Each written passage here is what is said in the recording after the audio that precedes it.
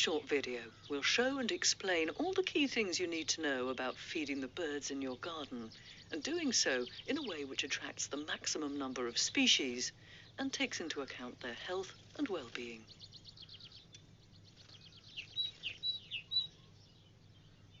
So, some basics to start off with. Although there are many species of birds which visit gardens, the majority are songbirds, and very broadly we can split them into two groups simply by the shape of their bills. Looking close up at this robin, you can see that the bill is relatively pointed. This means that the natural food it eats is mainly invertebrates such as worms and insects. Whereas this house sparrow has a more triangular bill to crack open seed husks, as is the case with the greenfinch.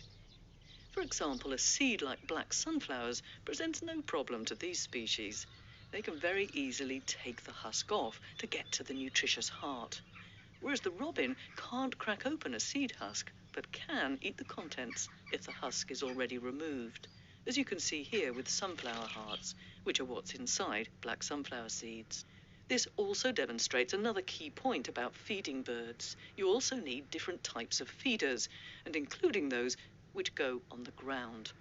This is because species such as robin, blackbird, song thrush and dunnock, so the ones with the more pointed bills, which favour invertebrates as their natural food, more typically feed on the ground, and therefore find it difficult or impossible to cling on to hanging feeders. So these species need a ground feeder or bird table with food which includes seeds but with no husk on. Whereas finches, sparrows and tits are all fine with hanging feeders and with seed which can have a husk on. But don't blue tits and great tits also have pointed bills? They do indeed. But watch here how the highly dexterous great tits deal with a black sunflower seed. Firstly, it easily lands on the perch of the feeder, which it can do because its natural food is typically invertebrates, which it catches in trees and shrubs, and then flies to a branch where it holds the seed in its feet and then pecks away at the seed husk with its sharp bill in order to get out the nutritious heart. Coal tits can do the same.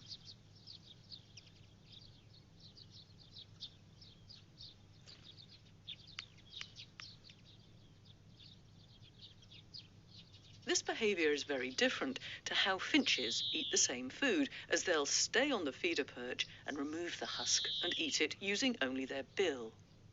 So, let's now look at the range of foods available and the different types of feeder for them. Straight foods, as the name suggests, are seed types and also peanuts, which haven't been mixed with anything else. The main ones include black sunflower seeds, sunflower hearts, Niger seed, red millet, white millet, plus peanuts. With the exception of Niger seed and peanuts, which we'll come back to, straight seeds are best fed from a tube feeder, like this one. In addition, sunflower hearts can be fed from a bird table or ground feeder.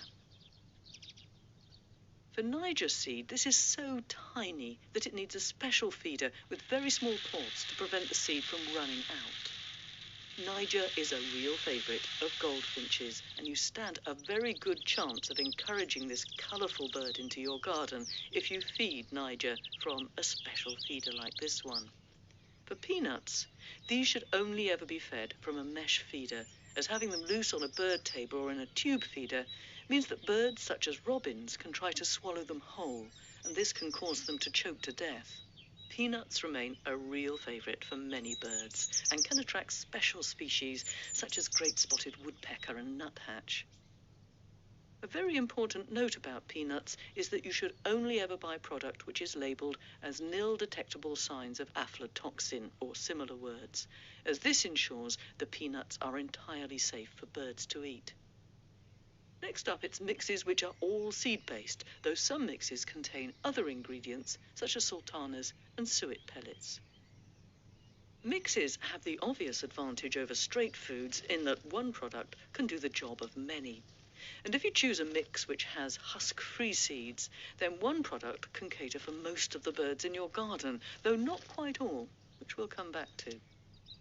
It's still important, though, to think about how you feed the mix, and the same husk-free mix on a bird table or ground feeder will ensure that other species like this female blackcap, get their share. Another reason to use a husk-free mix is that it can really help if you're pushed for time. This is because it's essential that the waste is cleaned up from underneath the feeders, as leaving it can cause harmful bacteria to build up, which in turn can lead to fatal diseases for birds. So with little or no waste from a husk-free mix, this helps solve the problem. Now onto the increasingly popular range of suet products, which comes as pellets, balls and blocks. Suet pellets are very versatile and can be fed from a mesh feeder, on a bird's table or a ground feeder. In a mesh feeder, they're a very good alternative to peanuts and will attract long-tailed tits, which is one of the species which won't normally feed on seeds or mixes, however they're fed. Suet balls and suet blocks are easy to feed and just go into purpose-made cages like these. All the different species of tit love suet blocks and balls. Plus great spotted woodpecker and not forgetting the rather underloved starling. Now, food that not enough people feed to their garden birds. Live mealworms. Yes, they wriggle a bit, but they're just the harmless larva of a beetle. Importantly, though, they're the best possible food to put out in the breeding and fledging seasons, as they contain both the moisture and protein which young birds need to survive and flourish. With the main types of food now covered, and most of the feeders, a quick look at some different feeders which keep out grey squirrels and also larger birds such as jackdaws. Grey squirrels can be a real nuisance in gardens by hogging the bird feeders, damaging them and deterring birds from landing. Larger birds such as jackdaws, magpies and even rooks can also be a problem, and despite their size can often manage to precariously cling on to feeders. There are two types of basic feeder you can use to help solve the problem. The first being cage feeders, which prevent the squirrel or larger bird from getting at the food. These feeders are available for peanuts and suet pellets, seed and live mealworm.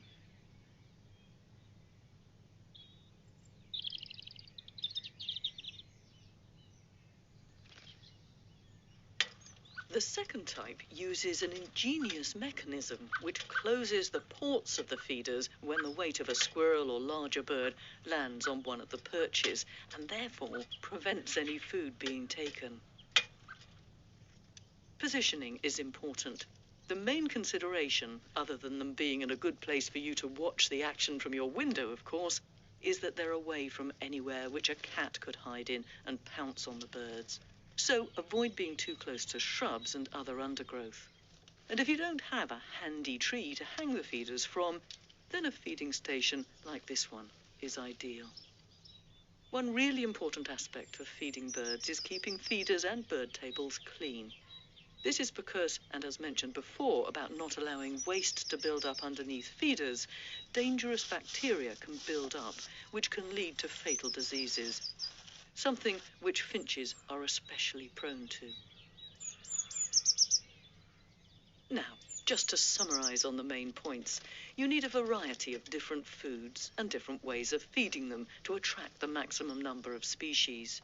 If you're pushed for time or don't want the hassle of cleaning up mess, then stick with husk-free seeds such as sunflower hearts and husk-free mixes. You should also have either a mesh peanut feeder or suet feeder to ensure that species such as long-tailed tit and great spotted woodpecker can feed. If squirrels or larger birds are a problem, then use suitable feeders to keep them out. Position feeders away from bushes and undergrowth where cats hide and pounce from, and always keep your feeders and bird tables clean. And one final thing, it's also important to provide fresh, clean water for both drinking and bathing. And as with feeders and tables, it's vital that bird baths are kept clean. We hope you found this video helpful, and there's lots more detailed information about feeding birds on our website.